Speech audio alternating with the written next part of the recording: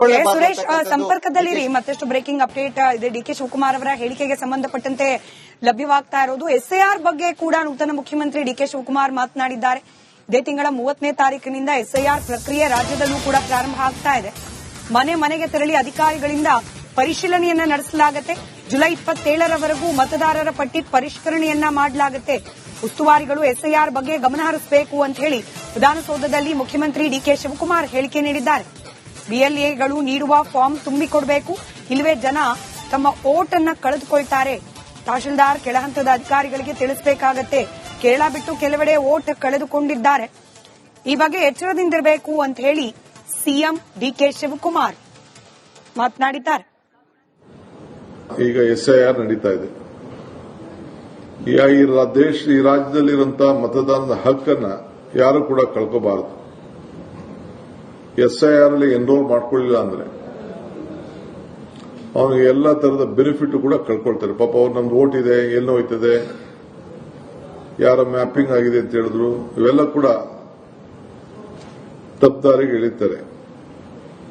ಯಾರು ಮತದಾರ ಇಟ್ಕೊಂಡಿದ್ದಾನೆ, including the chief minister, including the deputy CM, ಅವರ ಏನು ಬಿಎಲ್ಎಗಳು ಒಂದು ಎನ್ಯುಮರೇಷನ್ ಫಾರಂ ಕೊಡ್ತಾರೆ, ಆ ಫಾರಂ ಅನ್ನ ಕಂಪಲ್ಸರಿ ಎಂಟ್ರಿ ಮಾಡಿ ಸಿಗ್ನೇಚರ್ ಮಾಡಿ ಅವ್ರದ್ದೇನು ಗುರುತನ್ನ ಇಟ್ಟು ಅವರು ವಾಪಸ್ಸು ಕೊಡಬೇಕು. ಇಲ್ಲ ಅಂದ್ರೆ ಈ ಲೂಸಸ್ ಇಸ್ ವೋಟಿಂಗ್ ರೈಟ್. ಇದನ್ನ ಎಲ್ಲ ಮತದಾರರಿಗೆ ನೀವು ಜಾಗೃತಿ ಮೂಡುವಂತ ಕೆಲಸ ಮಾಡಬೇಕು. ಸೊ ನೀವು ಇದಕ್ಕೆ ಏನೇನು ಬೇಕೋ ಸಿದ್ಧತೆಗಳನ್ನ ಮಾಡ್ಕೊಳ್ಬೇಕು ಅಂತೇಳಿ ನಾನು ಹೇಳಿದ್ದೇನೆ. ಸೊ ಆಲ್ ಪೊಲಿಟಿಕಲ್ ಪಾರ್ಟೀಸ್ ಅವರು ಯಾವ ರೀತಿ ಅವರಿಗೆ ಅವಕಾಶಗಳಿದೆ, ಅವರು ಕೂಡ ಅದಕ್ಕೆಲ್ಲ ಬೇಕಾದ್ರೆ ಅವರ ಜನರಿಗೆ ಸಹಾಯ ಮಾಡುವಂತ ಕೆಲಸ, ಮತದಾನದ ಹಕ್ಕನ್ನು ಉಳಿಸಿಕೊಳ್ಳಲಿಕ್ಕೆ ಮಾಡಲಿ. ಇದು ನಿಮ್ಮ ಜಿಲ್ಲಾ ಅಧಿಕಾರಿಗಳ ಜೊತೆಯಲ್ಲಿ ಮತ್ತು ತಹಶೀಲ್ದಾರ್ಗಳ ಜೊತೆಯಲ್ಲಿ ಮತ್ತು ಯಾರ್ಯಾರು ಕೆಳಗಡೆ ಇವೆಲ್ಲ ಅಧಿಕಾರಿಗಳಿದ್ದಾರೆ ಅವರಿಗೆ ಮಾರ್ಗದರ್ಶನ ಕೊಟ್ಟುಕೊಂಡು ಇದನ್ನ ಹೋಗಬೇಕು. ಯಾಕೆಂದ್ರೆ ಒಂದ್ಸತಿ ಅವನ ಅಪೀಲ್ ಹೋಯ್ತು ಅಂದ್ರೆ, ಏನಾದ್ರು ಅಪೀಲ್ ಹಾಕಿದರೆ ಅಪೀಲಲ್ಲಿ ಎಷ್ಟು ಕನ್ಸಿಡರ್ ಆಗಿದೆ, ಎಷ್ಟು ಕನ್ಸಿಡರ್ ಆಗಿಲ್ಲ ಅಂತ ಹೇಳಿ ತಾವೆಲ್ಲ ಬೇರೆ ಬೇರೆ ರಾಜ್ಯದ ರಿಪೋರ್ಟ್ಸ್ ಎಲ್ಲ ತಿಳ್ಕೊಂಡಿದ್ದೀರಿ ನೀವು. ಇದರಲ್ಲಿ ಕೇರಳ ಒಂದು ಬಿಟ್ರೆ 90 ಲಕ್ಷ, 91 ಲಕ್ಷ, ಕೆಲವು ಕಡೆ 60 ಲಕ್ಷ ಎಲ್ಲ ರಾಜ್ಯಗಳಲ್ಲಿ ಮತದಾನ ಹಕ್ಕನ್ನು ಕಳ್ಕೊಂಡಿದ್ದಾರೆ. ಇದು ನಮ್ಮಲ್ಲಿ ಆಗಬಾರದು. ಕೇರಳ ಅವರು ಬಹಳ ಚೆನ್ನಾಗಿ ಮಾಡಿದ್ದಾರೆ. ನಮ್ಮ ಲೋಕಲ್ ಬಾಡೀಸ್ಗೆ ಎಲ್ಲರೂ ಕೂಡ ಯಾರು ವಾಸ್ತವಾಂಶ ಇದ್ದಾರೆ ಅವರೆಲ್ಲರೂ ಕೂಡ ರೆಸಿಡೆನ್ಷಿಯಲ್ ವಾಸದ ಸರ್ಟಿಫಿಕೇಟ್ ಕೊಡಲಿಕ್ಕೆ ಕೂಡ ಅವಕಾಶ ಇದೆ.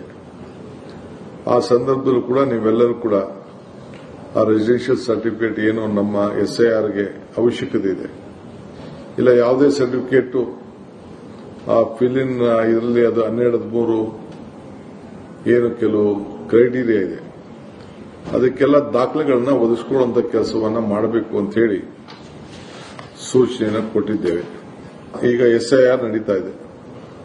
ನಮ್ಮ ಪ್ರತಿನಿಧಿ ಸುರೇಶ್ ನೇರ ಸಂಪರ್ಕದಲ್ಲಿದ್ದಾರೆ. ಸುರೇಶ್, ಕಳೆದ ಬಾರಿ ಅಂದ್ರೆ ಸಿದ್ದರಾಮಯ್ಯನವರು ಮುಖ್ಯಮಂತ್ರಿಗಳಾಗಿರ್ಬೇಕಾದ್ರೆ ಪ್ರಗತಿಪರರು ಕೆಲ ಪಕ್ಷದ ರೆಪ್ರೆಸೆಂಟೇಟಿವ್ಸ್ ಕೂಡ ಹೋಗಿ ಭೇಟಿಯಾಗಿ ಎಸ್ಐಆರ್ ಮಾಡಲೇಬಾರದು ಅನ್ನೋ ರೀತಿಯಲ್ಲಿ ಸಲಹೆ ನೀಡಿದ್ರು. ಸಿದ್ದರಾಮಯ್ಯನವರು ಕೂಡ ಮಾತನಾಡೋಣ ನೋಡೋಣ ಕಾನೂನಾತ್ಮಕ ಸಂಘರ್ಷ ಅನ್ನೋ ರೀತಿಯಲ್ಲಿ ಪ್ರತಿಕ್ರಿಯೆ ನೀಡಿದ್ರು. ಈಗ ಡಿಕೆ ಶಿವಕುಮಾರ್ ಅವರು ಎಸ್ಐಆರ್ ಮಾಡಬೇಕಾಗತ್ತೆ, ಸರಿಯಾಗಿ ಮಾಡೋ ಜವಾಬ್ದಾರಿ ಅಧಿಕಾರಿಗಳದು ಅಂತ ಹೇಳೋ ಮೂಲಕ ಸರ್ಕಾರದ ಅಪ್ರೋಚ್ ಟುವರ್ಡ್ಸ್ ಎಸ್ಐಆರ್ ಬದಲಾಗಿದೆ ಅನ್ನೋ ಸಂದೇಶ ಏನಾದ್ರು ನೀಡ್ತಿದ್ದಾರೆ?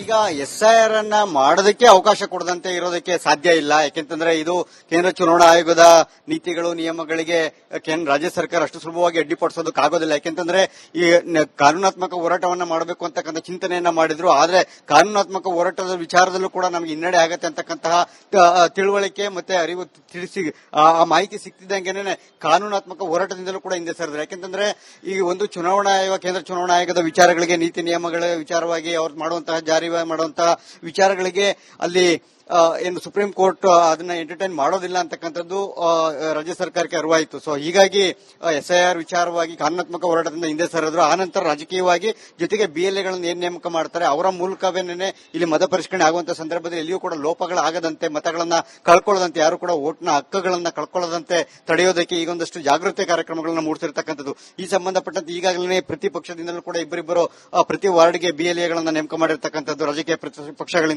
ಪ್ರತಿಪಕ್ಷಗಳಿಂದ ಕೂಡ ಇಬ್ಬಿಬ್ರು.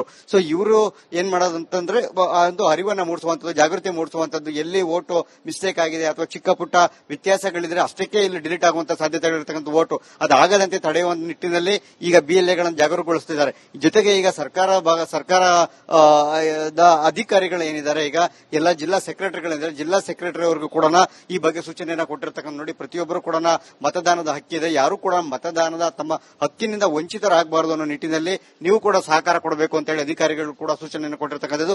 ಹೀಗಾಗಿ ಈ ಜಿಲ್ಲಾ ಸೆಕ್ರೆಟರಿಗಳ ಕೆಲಸ ಏನಪ್ಪಾ ಅಂತಂದ್ರೆ ಪ್ರತಿ ತಾಲೂಕಿನಲ್ಲಿ ಬರ್ತಕ್ಕಂತಹ ಎಲ್ಲ ತಹಶೀಲ್ದಾರ್ಗಳು ಮತ್ತೆ ಚುನಾವಣಾ ಅಧಿಕಾರಿಗಳು ಏನಿರ್ತಾರೆ ಅವರಿಗೆ ಆದಷ್ಟು ಸಲಹೆ ಸೂಚನೆಗಳನ್ನು ಕೊಡುವಂಥದ್ದು. ಅಂದ್ರೆ ಮತದಾನದಿಂದ ಮತದಾರರು ವಂಚಿತರಾಗದಂತೆ ತಡೆಯುವ ನಿಟ್ಟಿನಲ್ಲಿ ಅವರಿಗೆ ಸಲಹೆ ಸೂಚನೆ ಕೊಡುವಂಥದ್ದು. ಜೊತೆಗೆ ಈ ಪ್ರಕ್ರಿಯೆಗಳು ಅಂದ್ರೆ ಈ ಎಸ್ಐಆರ್ ಪ್ರಕ್ರಿಯೆ ಯಾವ ರೀತಿ ಆಗಿರುತ್ತೆ, ಇದರಲ್ಲಿ ಎಲ್ಲಿಯೂ ಕೂಡ ವ್ಯತ್ಯಾಸಗಳು ಆಗದಂತೆ ನೋಡಿಕೊಳ್ಳುವಂಥದ್ದು, ಆದಷ್ಟು ಮತಗಳು ಡಿಲೀಟ್ ಆಗದಂತೆ, ಓಟ್ಗಳು ಡಿಲೀಟ್ ಆಗದಂತೆ ತಡೆಯುವಂತಹ ನಿಟ್ಟಿನಲ್ಲಿ ಒಂದಷ್ಟು ಸಲಹೆ ಸೂಚನೆಗಳನ್ನು ಕೊಡೋದಕ್ಕೂ ಕೂಡ ಜಿಲ್ಲಾ ಸೆಕ್ರೆಟರಿಗಳಿಗೆ ಈಗಾಗಲೇ ನೂತನ ಸಿಎಂ ಡಿಕೆ ಶಿವಕುಮಾರ್ ಸಲಹೆಯನ್ನು ಕೊಟ್ಟಿದ್ದಾರೆ. ಈಗ ಇರತಕ್ಕಂಥದ್ದು ಜೂನ್ 20ರಿಂದ ಅಧಿಕೃತವಾಗಿ ಶುರುವಾಗುತ್ತೆ ಎಸ್ಐಆರ್. ಆನಂತರ ಯಾವೆಲ್ಲ ವೋಟ್ಗಳು ಡಿಲೀಟ್ ಆಗಬಹುದು, ಎಷ್ಟರ ಪ್ರಮಾಣದಲ್ಲಿ ಆಗಬಹುದು ಅಂತಕ್ಕಂಥದ್ದು ಈ ಮ್ಯಾಪಿಂಗ್ ಆಗಿರುತ್ತಲ್ವಾ, ಇದ್ರ ಮೂಲಕ ತಿಳಿತಾ ಹೋಗುತ್ತೆ. ಸೊ ಎಲ್ಲವನ್ನ ನೋಡಿಕೊಂಡು ಸರ್ಕಾರ ಮುಂದಿನ ಹೆಜ್ಜೆ ಇಡುತ್ತೆ. ಆದ್ರೆ ಎಸ್ಐಆರ್ ಅನ್ನ ತಡೆಯೋದಕ್ಕಾಗಲಿ ಎಸ್ಐಆರ್ ನ ಮಾಡದೆ ಪರಿಷ್ಕರಣೆ ಮಾಡೋದಕ್ಕೆ ಅವಕಾಶವನ್ನೇ ಕೊಡದಂತೆ ಇರೋದಕ್ಕೆ ಸಾಧ್ಯ ಇಲ್ಲ. ಸ್ಮಿತಾ, ಓಕೆ, ಒಂದೇ ನಿಮಿಷ ಸುರೇಶ್, ಮತ್ತೊಂದು ಬ್ರೇಕಿಂಗ್ ಅಪ್ಡೇಟ್ ಬರ್ತಾ ಇದೆ ನೋಡೋಣ.